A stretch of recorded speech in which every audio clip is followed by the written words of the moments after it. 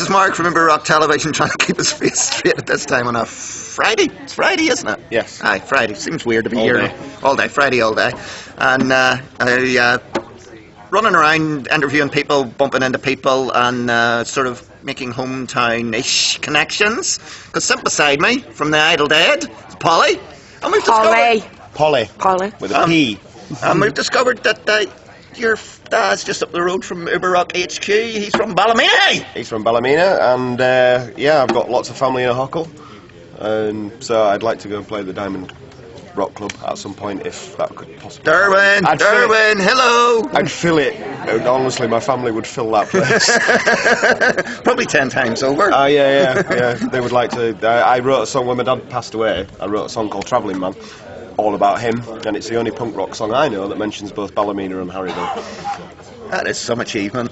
Isn't it? Getting the word Harryville into a song's got to be some kind of achievement. Did you get the Sons of Ulster Flute Band in there as well?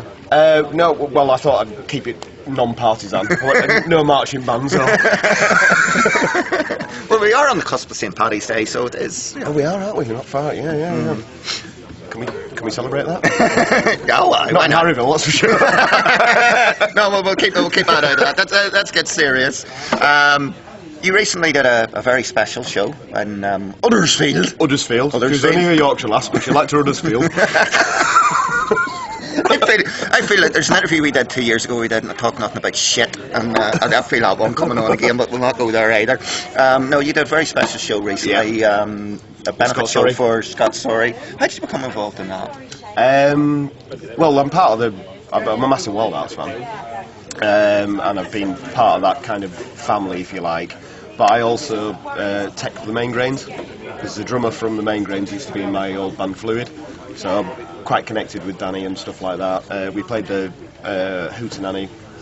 Ginger invited us down to do that, so we're all part of that thing. And when somebody said we wanted to be involved as a band, but they'd already booked up, sort of thing. So Ruth Rock said, "Will you come down and do an acoustic set?" So I was like, "Yeah, I'll do that." I'm very proud to be part of that. And then the week after, we went to the Wild Arts show as well.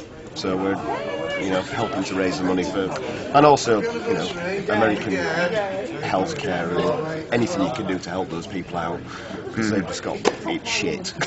So, but you only got like a who's in charge of the country, Yeah, well, exactly, yeah. But and that's the two of us banned from life in the US, don't you? You know what? I don't give a fuck. I don't want to go there anyway.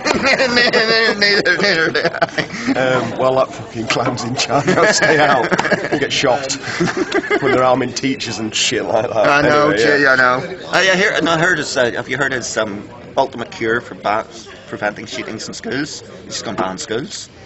Well, that would play into his base voters, wouldn't it? Yeah. Uneducated rabble. Fucking idiots. I was going to say rednecks, but that'd be an offence to rednecks, I think. Yeah, rednecks make good music. Yeah. No Trump fans do. So we're here at Hard Rock Hell. By the time this goes out, your set will have been over, because as we speak, you're on in a few hours. No, tomorrow. Tomorrow. Yeah, It's only a few hours. Yeah, it's 25 what's 24 hours. Yeah, what's 25 hours between friends? I hope I feel a lot better then than I do now. So after this, what's next for Polly and the Idle Dead? Well, Polly's going on tour with the Main Grains for a couple of weeks as a tech, and then we're playing in Camden as the Idle Dead. And then I think we've got one more festival, and then we're going on tour with Powder Keg, Scent and Bombs, Drama Club Rejects, Midnight Dogs. It's a hell of a lineup. Well, it's a different. They're not all at once. Yeah. it's a hell of a rolling lineup. Well, these are our people, so we're going out and playing with our people that we love to be around. So we thought we'd do. We've never done a headline tour before. This is our 10-year anniversary this year, so we thought we should really play a fucking headline tour. So we're going out and doing it. We invited Powder Keg along because they're good friends of ours. Then we invited the Scent and Bombs because they're good friends of ours. And then we thought each place we're playing, we just picked our favourite band from that place and said, "Will you come and play with us?" And they were like, "Yep." So, like I say, Midnight Dogs, Drama Club Rejects, Scent and Bombs, and a few acoustic acts that were getting involved as well before. And then in November, it's 10 years since we formed, so we're doing a weekend called the Idle Decade. and we're doing an exclusive acoustic night with like candles on the tables and all that sort of stuff. 2 hours set just from us playing whatever anybody wants to hear, and then the next night we're going to put on a proper 2-hour show, play most of our back catalogue. So it's a full weekend of the Idle Dead, or the Idle Decade. Did think anybody survive it? Oh, Will you not survive me. it?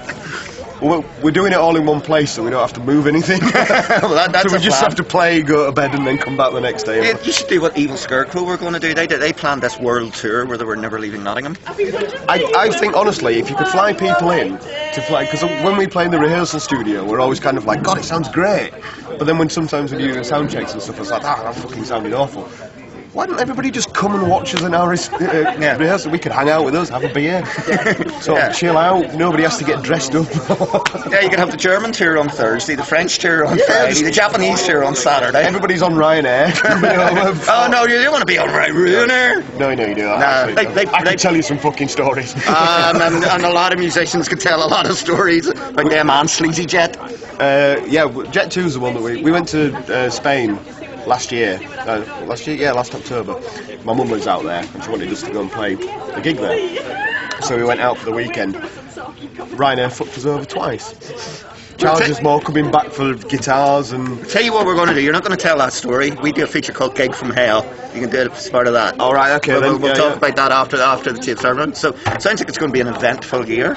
Yeah, it's all keeping busy. Yeah. We're just finishing off the covers for the Pledge people, and then we'll just get started on 1006 and see where we can go with that, and see if we can make something a little bit more uplifting than the last one, which is frankly a misery fest. There's nothing wrong with being miserable. Morrissey's made a career out of it. It's a bouncy miserable, but it's still... Yeah, people make a career. Look at Leonard Cohen. He made millions well, out of being a miserable bastard. Well, that's true. But when you're bouncing up and down, and you've got the fans bouncing up and down, and you're basically singing, "Oh God, I hate myself and I want to die," it's a bit of a weird juxtaposition. So with the next album we're going to make it about global politics, but we're going to make it bouncy. Bouncy politics. Bouncy politics. Donald Trump inflatable dolls that people can kick the shit out of. Yeah, but On that note, before he throws up on camera, this is Monk from Über Rock Television, and it's a saying that this man should know from back in Northern Ireland: keep her lit, keep her between the hedges.